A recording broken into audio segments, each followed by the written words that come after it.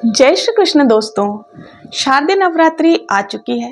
हम सभी पूजा आदि कर ही रहे हैं, लेकिन कई लोगों के मन में ये संशय है कि शारदीय नवरात्रि की अष्टमी या नवमी कन्या पूजन जो है वो इस बार कब होगी और किस दिन हमें ये व्रत जय माता दी दोस्तों। आज की वीडियो में हम लोग जानेंगे कि नवरात्रि पर कन्या पूजन का क्या महत्व है, कन्याओं को कौन सी चीजें उपहार में हमें देनी चाहिए जिससे माता रानी का आशीर्वाद बना रहेगा। तो और इस बार क्या है, अष्टमी और नवमी को लेकर के लोगों में बहुत ज्यादा कंफ्यूजन है। तो आज की वीडियो में हम सभी कुछ क्लियर करेंगे, इसलिए आप इस वीडियो को स्किप ना करें, पूरा देखें। देखिए, ऐसा माना जाता है कि प्रत्येक दिन नव दुर्गा की पूजा अर्चना करने से भक्तों के सभी कष्ट दूर होते हैं। नवरात्र में कन्या पूजन का विशेष महत्व माना गया है। अष्टमी तिथि पर माता महागौरी की पूजा की जाती है, तो वहीं महानवमी के दिन माँ सिद्धिदात्री की पूजा का विधान। नवरात्रि जो है वो 9 देवियों की कृपा प्राप्ति के लिए बहुत ही उत्तम मानी गई है। नवरात्र के अष्टमी और नवमी तिथि को सबसे ज्यादा महत्वपूर्ण माना जाता है। कुछ लोग अष्टमी के दिन कन्या पूजन करते हैं, तो वहीं कई लोग नवमी के दिन कन्या पूजन करते हैं। इस दौरान कन्याओं को कुछ न कुछ उपहार भी अवश्य ही दिया जाता है। देखिए, ध्यान देने वाली बात यह है कि शास्त्रों के अनुसार कन्या पूजन में 2 से 10 साल तक की उम्र की कन्याओं को भोजन कराना चाहिए। इससे सारे दोष खत्म होते हैं। कन्याओं को भोजन कराने से पहले नैवेद्य लगाएं माता रानी को, और साथ ही देखिए, जो भी आप कन्याओं को उपहार देने के लिए लाए हैं उनको माता रानी के सामने भी जरूर से रखना चाहिए।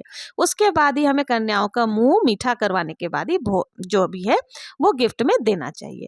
तो आइए आज के वीडियो में हम लोग जानते हैं कि कन्याओं को कौन सा उपहार हमें देना चाहिए। आजकल मार्केट में बहुत सारे ऑप्शंस है, बहुत सारे चीजें अवेलेबल है छोटे छोटे कन्याओं के लिए। तो देखिए, मैं उनके जरूरत की चीजें लेकर के आई हूँ। अभी देखो, पढ़ने वाले बच्चे होते हैं, कई बच्चे छोटे छोटे होते हैं, तो उनको अगर आप उपहार में पेंसिल बॉक्स हो गए या लंच बॉक्स हो गए, ये सारी चीजें आप दे सकते हैं। साथ ही मुझे मार्केट में ये चॉकलेट्स के डब्बे बहुत ही अच्छे लगे, क्योंकि देखो, चॉकलेट तो हर उम्र के बच्चों को, क्या सभी को ही पसंद होती है, और बच्चे चॉकलेट बहुत ही शौक से खा लेते हैं। वो खीर पूड़ी हलवा खाना नहीं चाहते, वो चॉकलेट्स आप दोगे तो आराम से खा लेंगे। तो इसलिए मैं चॉकलेट के डब्बे लेकर के आई हूँ। अगर आप चाहें तो ये पूरा डब्बा भी दे सकते हैं, इसमें 8 पीसेस रहते हैं टोटल। और नहीं तो आप देखिए, इस तरह से भी कर सकते हैं। जैसे ये लंच बॉक्स आपने ले लिया, लंच बॉक्स के अंदर ही हमें ये सारी चीजें डाल करके दे देनी है। जैसे आप लंच बॉक्स ले लें, उसके अंदर में आप एक चॉकलेट रख दें। चॉकलेट से यकीन मानिए बच्चे बहुत ही ज्यादा खुश हो जाते हैं। अगर आप पढ़ाई से संबंधित कुछ लाए हैं, पेन लाए हैं, पेंसिल लाए हैं, इरेजर लाए हैं, तो वो भी आप इसमें डाल सकते हैं। इसके साथ ही देखिए, ऋतु फल हमें जरूर से डालना होता है, क्योंकि देखिए, जो उपहार हम देंगे कन्याओं को, तो उसमें ऋतु फल और दक्षिणा हमें जरूर से डालना चाहिए, तभी हमारा जो उपहार है वो पूर्ण मानी जाती है। तो आप ऋतु फल में केला हो गए, सेब हो गए, संतरा हो गए, वो डाल सकते हो। साथ ही दक्षिणा आप कुछ भी, 11 रुपए हो गए, 21 रुपए हो गए, या फिर 1 रुपया का कॉइन ही सही, लेकिन आपको दक्षिणा जरूर से देना चाहिए, क्योंकि दक्षिणा के बिना हमारा जो उपहार है वो अधूरा माना जाता है। नहीं कुछ है तो आप नारियल जो हम चढ़ाते हैं कलश के ऊपर, उसको तोड़ करके वो आप कन्याओं को दे सकते हैं।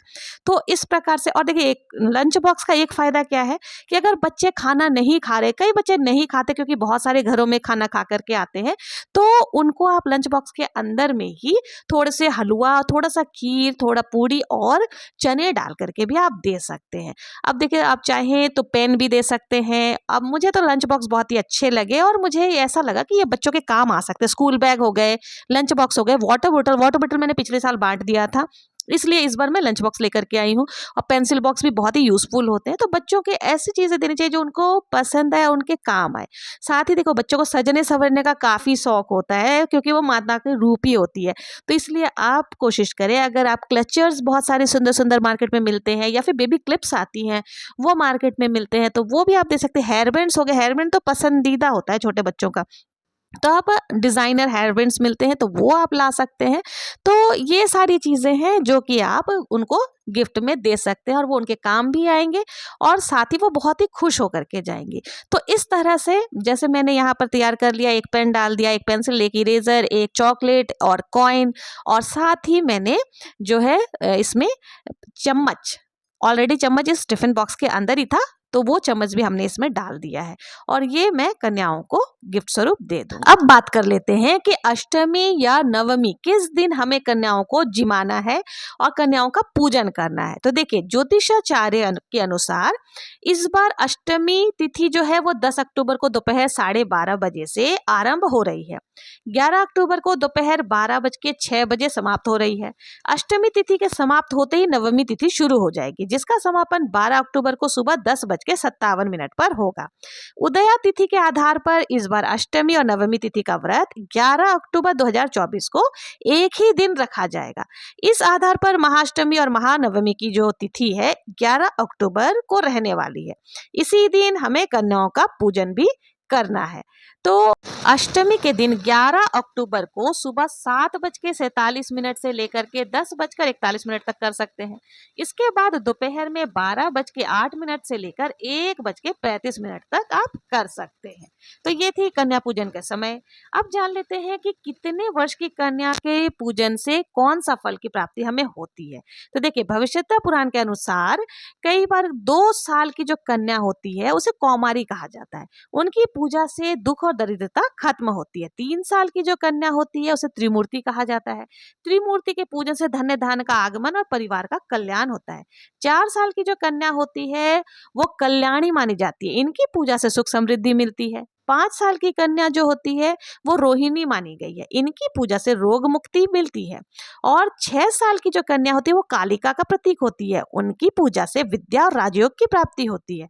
7 साल की कन्या को चंडिका माना जाता है। इनकी पूजा से ऐश्वर्य मिलता है। और 8 साल की कन्या को शंभवी माना जाता है। इनकी पूजा से लोकप्रियता प्राप्त होती है। 9 साल की कन्या को दुर्गा कहा गया है। इनकी पूजा से शत्रु पर विजय और असाध्य कार्य की सिद्धि की प्राप्ति होती है।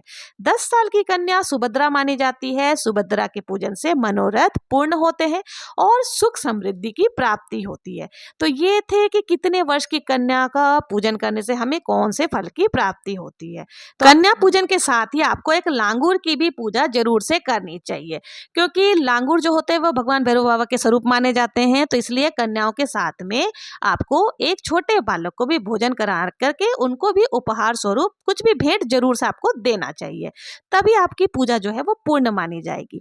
तो कन्या पूजन में लांगूर का भी बहुत ज्यादा महत्व होता है। तो आप कन्या के साथ लांगूर को भी जरूर भोजन कराएं और यथासंभव दक्षिणा जरूर से दें और भेंट जरूर से दें। तो अब आपका कंफ्यूजन दूर हो गया होगा कि आपको पूजा किस दिन करनी है। कन्याओं की पूजन अष्टमी को करनी है या नवमी को करनी है। मैंने तिथि भी बता दी है और शुभ मुहूर्त भी बता दिया है, समय भी बता दिया है। और अगर आपको जानना है कि दशमी की पूजा किस प्रकार से करती है, दशमी की चौकी किस प्रकार से हमें हटानी है और दशमी के दिन अपराजिता का क्या महत्व होता है और दशमी के दिन जो है हम जेवरों की पूजा किस प्रकार से करते हैं, तो आप कमेंट में जरूर से बताएं। मैं जरूर से वीडियो अपलोड कर दूंगी। वीडियो मैंने डाला है, ये आपको जरा भी हेल्पफुल लगा हो, पसंद आया हो तो प्लीज मेरे चैनल पर बने रहे और मेरे चैनल को अगर अभी तक सब्सक्राइब नहीं किया तो सब्सक्राइब करें, लाइक करें और शेयर करें। मिलते हैं नेक्स्ट वीडियो में किसी और पूजा विधि के साथ में। तब तक के लिए जय श्री कृष्णा, जय माता दी।